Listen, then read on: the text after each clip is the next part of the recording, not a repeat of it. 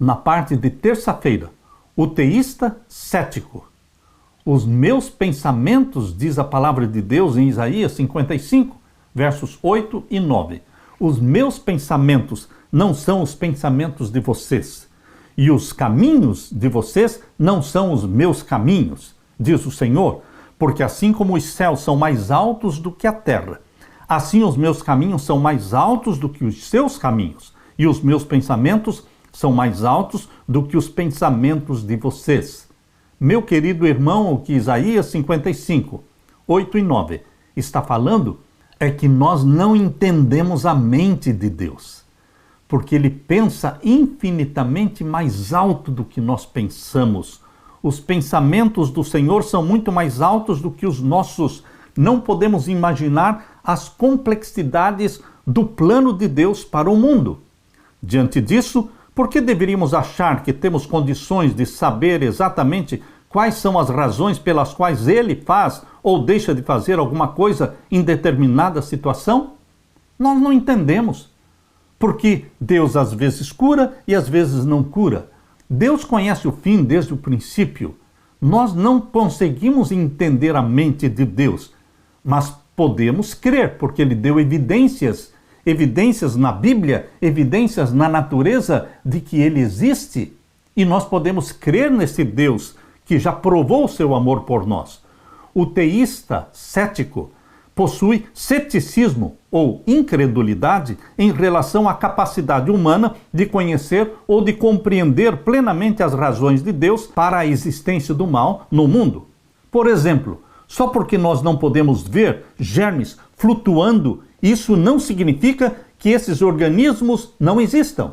Assim também, o fato de não conhecermos as razões de Deus não significa que Ele não tenha boas razões. Como o salmista lidou com o mal e com a injustiça ao seu redor? Como? O que ele percebeu que o ajudou bastante a ver a realidade de uma maneira bem diferente? Abra sua Bíblia no Salmo 73. Leia comigo. Verdadeiramente bom é Deus para com Israel, para com os limpos de coração. Quanto a mim, os meus pés quase que se desviaram.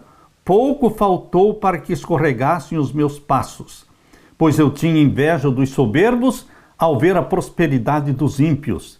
Davi tinha inveja dos soberbos. Ele contemplava a prosperidade dos ímpios e sentia inveja.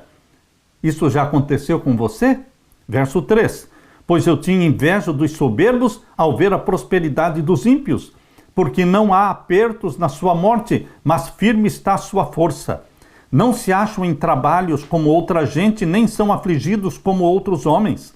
Pelo que a soberba os cerca como um colar, vestem-se de violência como de um adorno. Os olhos deles estão inchados de gordura, superabundam as imaginações do seu coração. São corrompidos e tratam maliciosamente de opressão, falam arrogantemente, erguem a sua boca contra os céus e a sua língua percorre a terra. E parece que nada de ruim acontece para estes ímpios e arrogantes. E o verso 12, eis que estes são ímpios e todavia estão sempre em segurança, e se lhes aumentam as riquezas, ficam cada vez mais ricos. Verso 13, na verdade que em vão tenho purificado o meu coração e lavado as minhas mãos na inocência, pois todo dia tenho sido afligido e castigado cada manhã. O salmista aqui está dizendo, parece que é vã a minha vida, é inútil que eu tenho buscado a purificação do meu coração e lavado a minha mão na inocência, parece que tudo isso é inútil. Agora o verso 16, quando pensava em compreender isto, fiquei sobremodo perturbado. Verso 17, até que entrei no santuário de Deus, então entendi eu o fim deles. Quando o salmista entrou no santuário de Deus, na presença de Deus, ele entendeu o fim dos ímpios. Eles estão desfrutando a vida aqui nessa terra, mas eles estão perdidos. Não existirá um novo céu e uma nova terra para eles. A eternidade para eles não existe. E aqui diz o verso 24, guiar-me-ás com o teu conselho e depois me receberás em glória. Para o salmista, agora no final do Salmo 73, existe esperança, existe alegria. Guiar-me-ás com o teu conselho e depois me receberás em glória. Você sofre nesta vida, mas você será recebido em glória na segunda vinda de Jesus. Aleluia! Por isso, a quem tenho eu no céu senão a ti? E na terra não há quem eu deseje além de ti. Verso 27. Pois eis que os que se alongam de ti perecerão. Tu tens destruído todos aqueles que apostatando se desviam de ti. Mas para mim, bom é aproximar-me de Deus. Pus a minha confiança no Senhor Deus para anunciar todas as suas obras. Colocar a sua confiança em Deus. Entenda ou não entenda a questão do bem e do mal. Você pode colocar a sua confiança em Deus, meu querido irmão. O santuário oferece parte da chave para o problema do mal.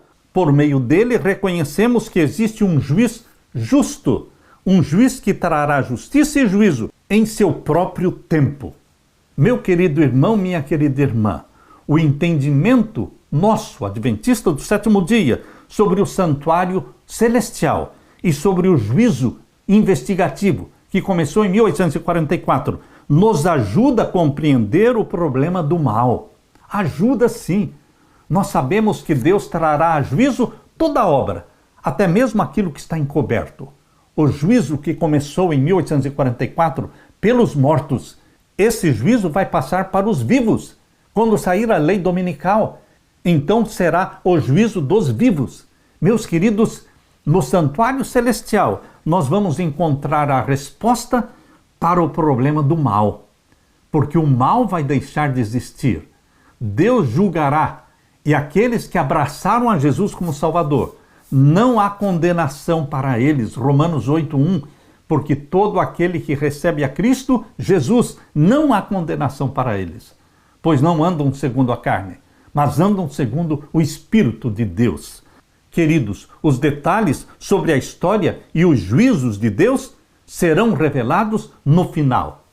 E nós vamos dar glória a Deus, porque Deus é justo, Deus é amor, Deus vai dar a retribuição aos ímpios, mas vai dar também a recompensa para os justos, aqueles que foram justificados por Jesus Cristo, santificados por Jesus Cristo, e que seremos também glorificados por Jesus Cristo. Nós vamos receber como herança todas as coisas que pertencem a Jesus, pois nós somos herdeiros de Deus e co-herdeiros juntamente com Cristo Jesus.